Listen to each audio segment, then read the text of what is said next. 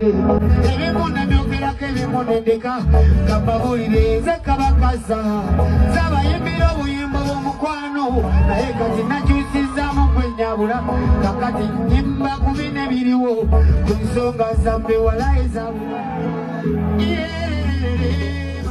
Kubuuzaako nnyo gwali ku Jaminati Yugi, amannya gange mpitibwa Shirati, wano ku Jaminati Yugi.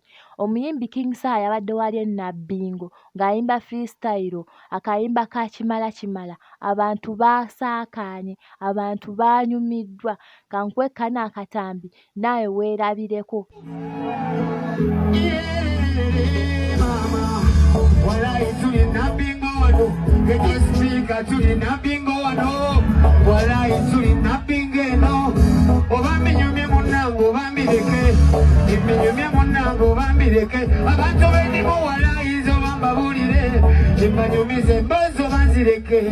Mbeera yenakawuka omutima ne gunnuma, eŋŋamba ganzije era mbabulire, ebimuna byogerako ebimunendeka kababulire nze kabakaza zabayimbira obuyimba bw'omukwano naye kati nakyusizaamu kwenyabula kakati nyimba ku bine biriwo ku nsonga zambe walaye zabula ku nsonga ze twakwasa abakulu ezimu walaye abasajja bazita ne tubaga bomboga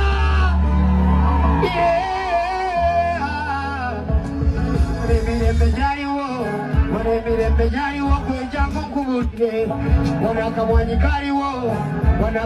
kaliwo nga tumanya okukanoga kine kamulinga kaliwo ne kavanira kaliwo nga tumanya okukanoga emboozi yange njireke wanika omukono gwogumu kunyumize gwenyabula embwa zaabwe zoogera n'embwa zaabwe baziwa emirimu walayi zikola n'embwa zaabwe zoogera n'embwa zaabwe baziwa emirimu walayi zoogera.